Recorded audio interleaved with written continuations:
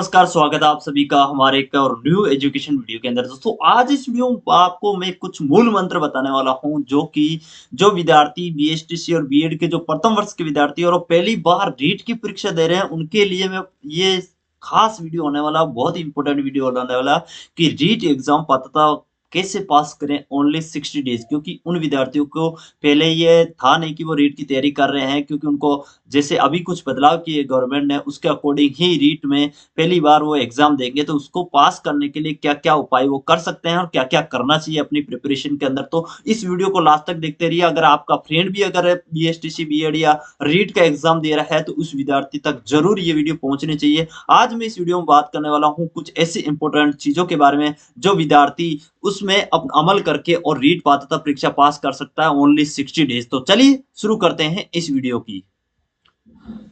REET exam दोस्तों यानी कि Rajasthan eligibility exam for teachers, ये एक एग्जाम है। परीक्षा पास करने के लिए आपके पास कुछ रणनीतियों का भी पालन आपको करना चाहिए। किसी भी एग्जाम आपको पास करने से पहले आपके पास एक फॉर्मेट होना चाहिए, कुछ रणनीति होनी चाहिए। यानी ये परीक्षा आपके पास 27 फरवरी होने वाली है और लगभग आपके पास जो टाइम है वो बचा है मात्र 60 दिन आपका, ये मान लीजिए, क्योंकि 27 फरवरी का आपका एग्जाम होने वाला है। तो आपके पास अभी जो समय है वो बहुत ही कुछ और कम है। तो इसके लिए आपको कुछ महत्वपूर्ण टिप्स मैं आपको देने वाला हूँ इस वीडियो में, जिन्हें आप तैयारी करके और शामिल कर सकते हैं अपने इस रीट पर पात्रता परीक्षा के अंदर।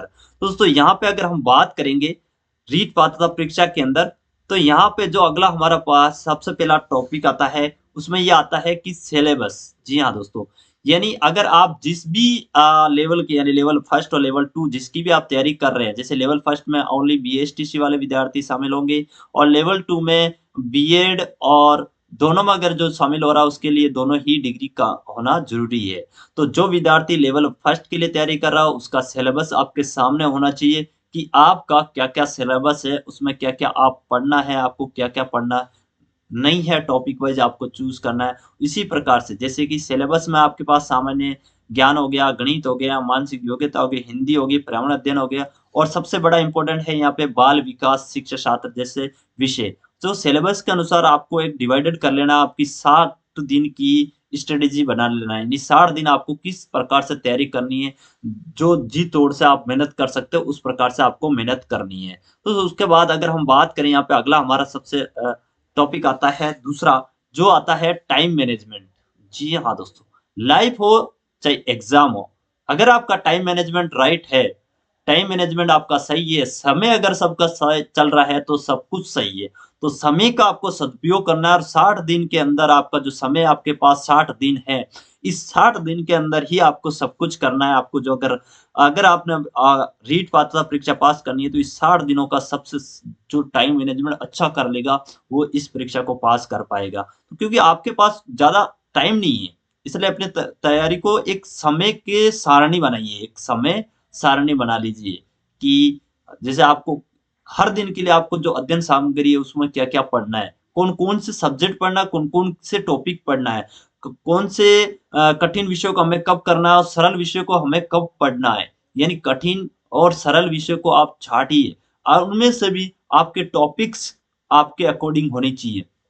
जैसे आपका अगर हार्ड टॉपिक है, आपको याद नहीं आ रहा, तो उसको क्या करिए, आप सुबह के समय पढ़िए और अगर आपका जो ईज़ी लगता है, आसान है, उसे आप शाम को पढ़िए। क्योंकि ये आपका एक तैयार करेगा, आपका जो टाइम मैनेजमेंट है, वो आपका महत्वपूर्ण जो रहेगा 60 दिन, उसमें सबसे अहम भूमिका निभाने वाला है। तो जो भी विद्यार्थी रीट की तैयारी कर रहे हैं, उनके पास एक समय सारणी होनी चाहिए और टाइम मैनेजमेंट होना चाहिए। तो सबसे पहले जिन विद्यार्थियों ने अभी तक अपना टाइम मैनेजमेंट समय सारणी नहीं बनी तो वो ज़रूर बना लीजिए टॉपिक के अकॉर्डिंग। दोस्तों अगला हमारे पास थर्ड नंबर पे हमने रखा जो टॉपिक है कि कुछ वर्षों जैसे कि लास्ट ज़्यादा नहीं, आप 3 इयर्स के 3 साल के पेपर ले लीजिए आप। 3 साल के पेपर आप एनालाइज़ कीजिए। लास्ट के 3 साल के पेपर आपको एनालाइज़ करना है, जिसमें आपको क्या करना है, मॉक टेस्ट भी शामिल करना है उसमें, ठीक है? जिससे आपको क्या लगेगा, आपका सबसे पहले इस चीज़ से आपको क्या पता लगेगा कि पैटर्न पैटर्न कैसा आता है ना? इस बार जो माध्यमिक शिक्षा बोर्ड करा रही है, तो माध्यमिक शिक्षा बोर्ड का किस प्रकार का पैटर्न आ सकता है, उस पे आपको चलना है ना?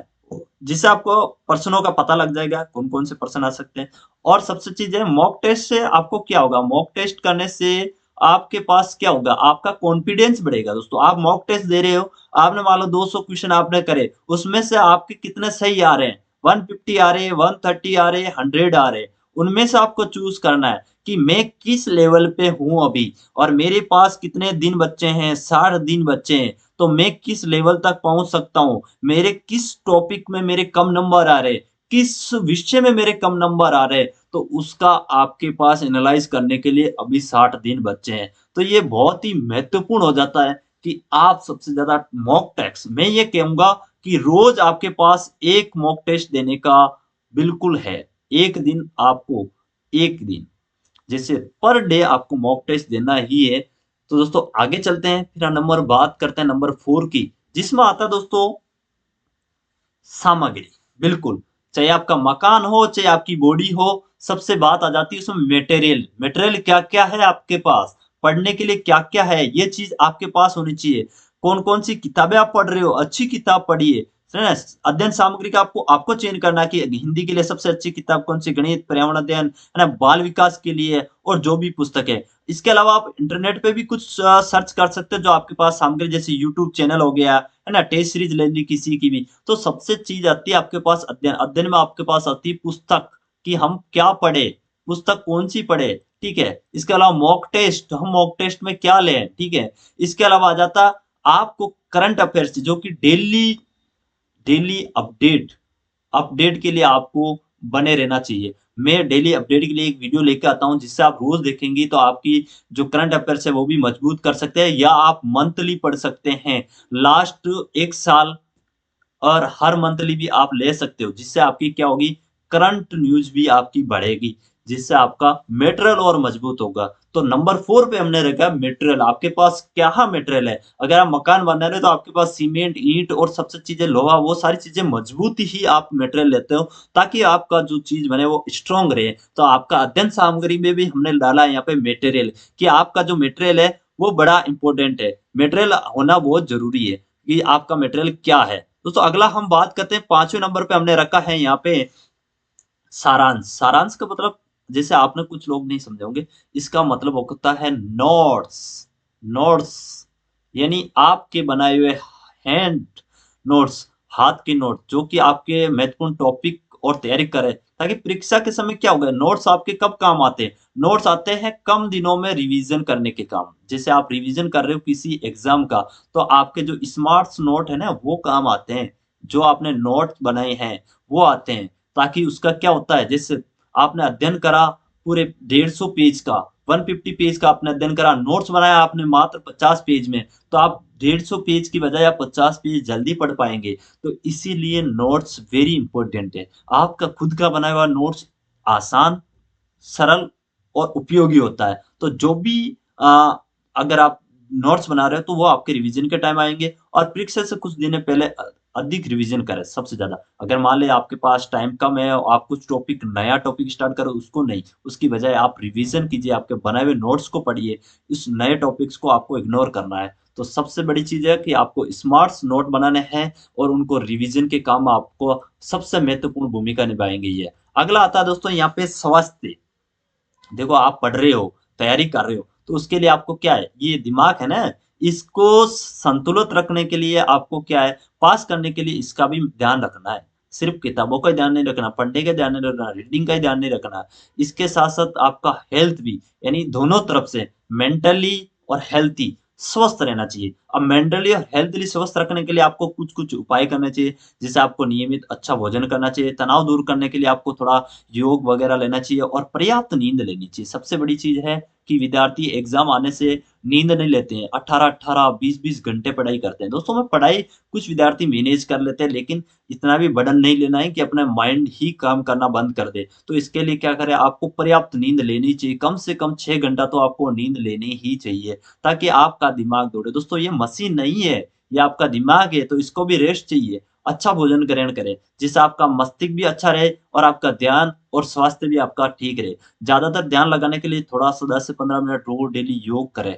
योग करने से आपका मानसिक जो है संतुलन वो बना रहेगा। तो सबसे इंपॉर्टेंट चीज हो गया अपना स्वास्थ्य, मानसिक स्थिति को किस प्रकार से अपन मजबूत कर सकते हैं।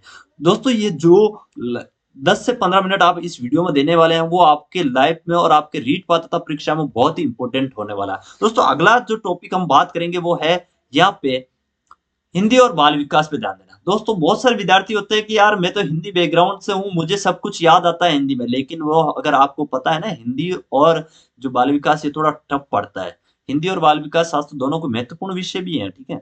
इनमें ज्यादा प्रश्न पूछे जाते हैं मोस्टली, जिसमें आपको हिंदी व्याकरण, सिंधी हो गया, समास हो गया, अपठित गद्यांश हो गया, कविताएं हो गई, इन पर आपको विशेष ध्यान देना है, ठीक है। बाल विकास और शिक्षा शास्त्र के मूल सिद्धांतों पर आपको महत्वपूर्ण नोट्स बनाने हैं, उसके सिद्धांतों का आपका अध्ययन करना है, जिससे क्या होगा कि आपको ये नहीं हो कि यार मेरे हिंदी में भी आने के बाद भी मुझे कुछ चीजें याद नहीं रह रही है। तो सबसे चीज इन चीजों पे भी आपको नोट्स हो, और सबसे चीजें जो हार्ड टॉपिक है उनको भी आपको क्या करना है, एक स्मार्ट नोट्स बनाए, उनका विजुअलाइजेशन करें, जिससे क्या होगा, जिसमें आप डायग्राम वगैरह यूज कर सकते हो इजी करने के लिए, है ना। ये चीजें आपका काम आएगी अपने एक ज्यादातर मेमोरी को याद करने के लिए। दोस्तों अगला जो हमारा मूल मंत्र है वो है आठवां। आठवां मूल मंत्र क्या है, समय समय का सही सदुपयोग करना, नियमित रूप से तैयारी करना, यही हमारा मूल्यांकन करे। और मूल्यांकन का मतलब ये होता है कि आपकी कमी कहाँ है। कमी कब तब पता लगेगी जब आप मॉक टेस्ट देंगे, ठीक है। ठीक है, कमजोरी क्षेत्रों पर अधिक ध्यान देना, आपको उनमें सुधार भी करना। जिससे आपने आज जिस आपने मॉक टेस्ट दिया, आपको लगा कि यार मेरे हिस्ट्री के अंदर या ज्योग्राफी के अंदर, मेरे हिंदी के अंदर किस में नंबर सबसे कम आए, तो उस टॉपिक को आपको जोर देना है थोड़ा सा। जोर देने से क्या होगा, आपका उसमें सुधार हो जाएगा, क्योंकि अभी आपके पास टाइम है कितना है, 60 दिन। तो 60 दिन में अगर आपने एक दिन भी आपने रोज डेली मॉक टेस्ट देना स्टार्ट किया, तो आप दोगे 60 मॉक टेस्ट दे दोगे। एक मॉक टेस्ट में मान लीजिए आपके पास 200 क्वेश्चन भी आप अगर एमसीक्यू करते हो, तो आपके पास 60 दिन में बहुत ज्यादा एमसीक्यू आप क्लियर कर पाएंगे। और उनमें आपकी गलती भी हमेशा क्या होता है, कभी भी आप मॉक टेस्ट देंगे उसमें जो गलत आने वाला पर्सन है ना, वो आप कभी भी वापस गलत नहीं करोगे, ये पक्का 100% गारंटी है मेरी। दूसरों और जो लास्ट है हमारा कि मनोबल मनोबल बनाए रखना है, क्योंकि परीक्षा के दौरान हमेशा क्या होता है, बहुत सारे विद्यार्थी इस बार क्या है, फर्स्ट बार एग्जाम दे रहे हैं, जो बीएसटीसी और बीएड के प्रथम वर्ष विद्यार्थी है, तो वो शायद रीट का पहली बार एग्जाम दे रहे होंगे। तो उन विद्यार्थियों को मैं कहना चाहूंगा, खासकर जो एग्जाम दे रहे हैं, तो उनमें क्या होता है, घबराहट सी हो जाती है। तो आपको बिल्कुल भी घबराहट नहीं लेनी है। आपने अगर जो टॉपिक पढ़े हैं उन पे ही आपको रिवीजन करना है, उनको ही पढ़ना है। ऐसा नहीं है कि आपने रीट परीक्षा 27 फरवरी से पहले आपने जो 10 टॉपिक छोड़ दिए, 10 आपने छोड़ दिए, तो उस पर आप ये फिजूल अपना दिमाग खपा रहे हो। तो ऐसी चीजें नहीं, छोड़ दिया, माइंड से बाहर निकाल दो। आपने जो पढ़ा है उस पर फोकस रखिए, बिल्कुल भी घबराना नहीं है। उससे आपका कॉन्फिडेंस परीक्षा में सामना करे।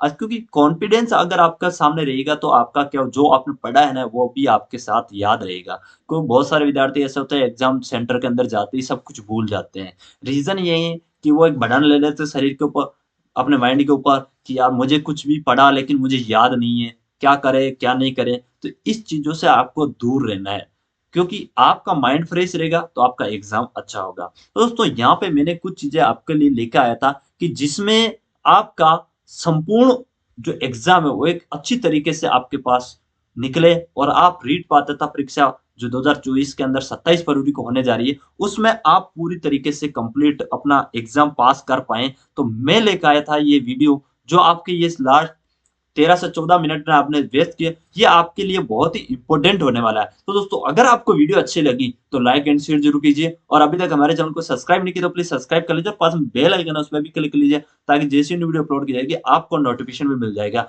तो ये वीडियो आप जरूर देखिए, जब भी आप डिमोटिवेटेड होते हो या एग्जाम की तैयारी करने में थोड़ी समस्या आ रही है, तो इस वीडियो को जरूर देखिए, और अपने उस दोस्त तक जरूर भेजिए जो रीट की परीक्षा तैयारी कर रहा है, या जो पहली बार परीक्षा दे रहा है, उस तक ही जरूर पहुंचानी चाहिए। तो सबसे ज्यादा लाइक और शेयर और कमेंट जरूर कीजिए कि आपको क्या क्या प्रॉब्लम आ रही है, आगे आपको रीट पात्रता में क्या महसूस हो रही है, तो उस पर भी मैं वीडियो लेके आऊंगा। तो आपका इंतजार रहेगा लाइक एंड शेयर और सब्सक्राइब का। अभी तक हमारे चैनल को सब्सक्राइब नहीं किया तो प्लीज सब्सक्राइब भी कर लीजिए। फिर मिलते हैं एक और नई वीडियो में, तब तक के लिए जय हिंद, वंदे मातरम।